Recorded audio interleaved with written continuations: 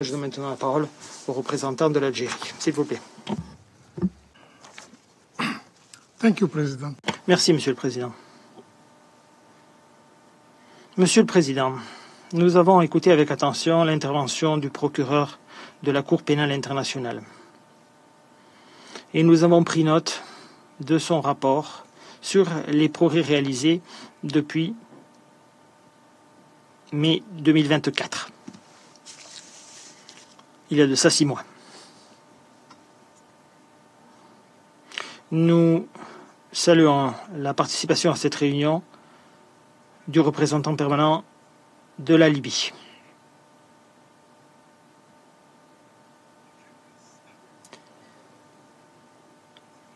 La position de l'Algérie sur la question se base sur les 3 principes suivants. La sainteté de la justice, la souveraineté de la Libye et l'impératif de la stabilité régionale.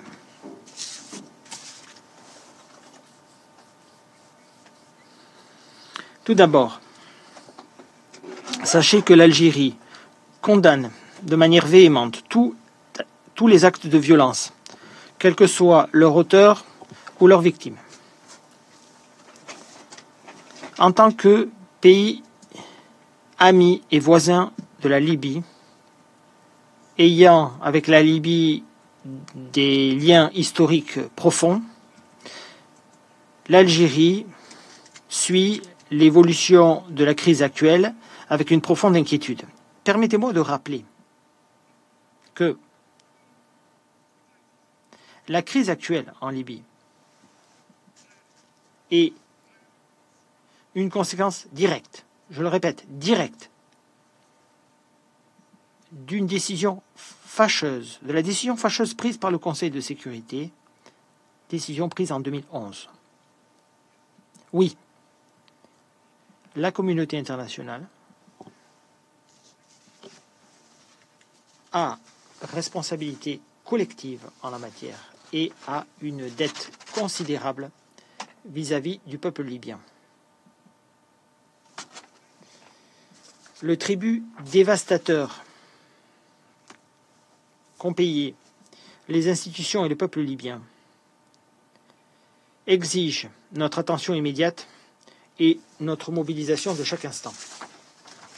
Et l'Algérie appelle la communauté internationale à maintenir son soutien à la souveraineté et l'intégrité territoriale de la Libye, tout en garantissant que la justice soit administrée de manière à contribuer plutôt qu'à nous écarter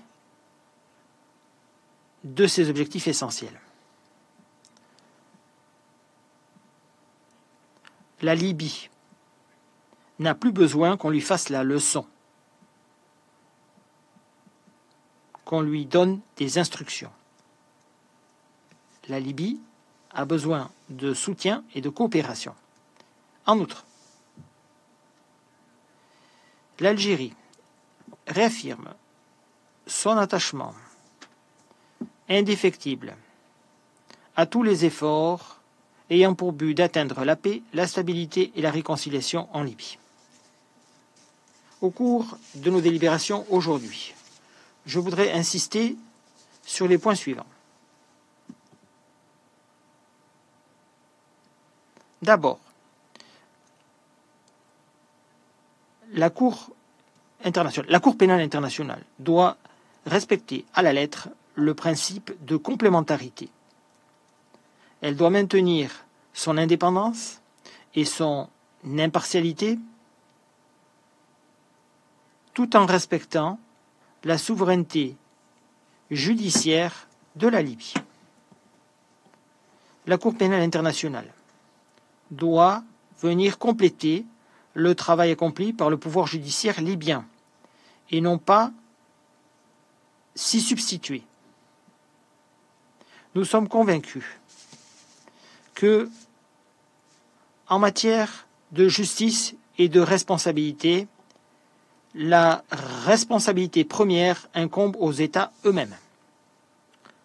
Un pouvoir judiciaire solide et indépendant est nécessaire pour garantir la stabilité sur le long terme de la Libye et la recherche de la justice. À cette fin, la communauté internationale doit fournir un soutien précis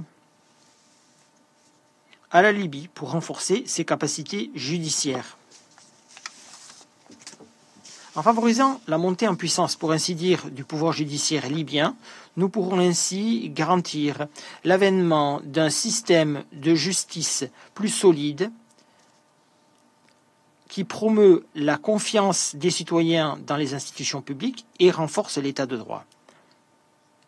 Le bureau du procureur continue de travailler au parachèvement de la phase d'enquête d'ici la fin de l'année prochaine. Il est à cet égard impératif que les processus judiciaires contribuent à l'unité et à l'intégrité territoriale de la Libye. La justice doit servir de force fédératrice et renforcer la solidarité entre tous les Libyens. Et la Cour pénale internationale doit veiller à ce que son action n'exacerbe pas les divisions ou tensions existantes.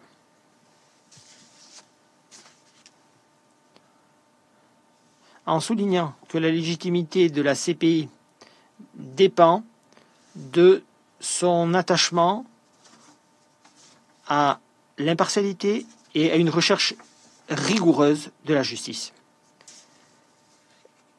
Les verdicts, sentences, arrêts de la Cour pénale internationale doivent être le fruit d'une analyse méticuleuse des preuves et ne pas être dictés par des programmes politiques ou des pressions politiques.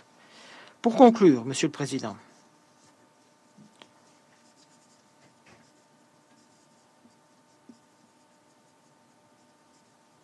permettez-moi de revenir sur Gaza, de la Palestine.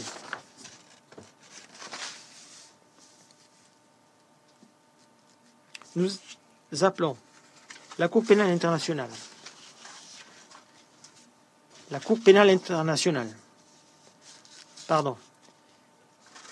à s'acquitter pleinement de son mandat en délivrant de toute urgence, j'insiste, de toute urgence, des mandats d'arrêt et en engageant des poursuites à l'encontre des criminels de guerre au Moyen-Orient, en Palestine, en Israël, les atrocités actuelles et la souffrance généralisée en Palestine, en particulier à Gaza, et effectivement même au niveau de la région, n'exige pas moins qu'une action globale et immédiate. Le monde est à l'affût.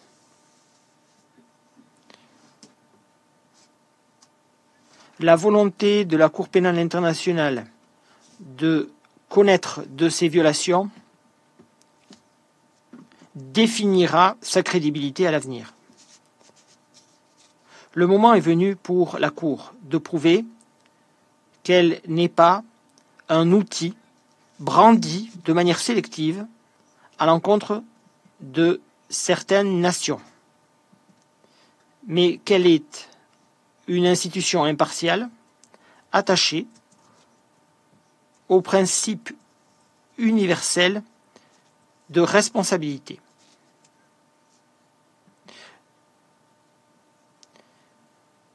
Il ne saurait y avoir deux poids, deux mesures dans notre recherche d'un monde juste. Je vous remercie. Je remercie le représentant de l'Algérie pour sa déclaration.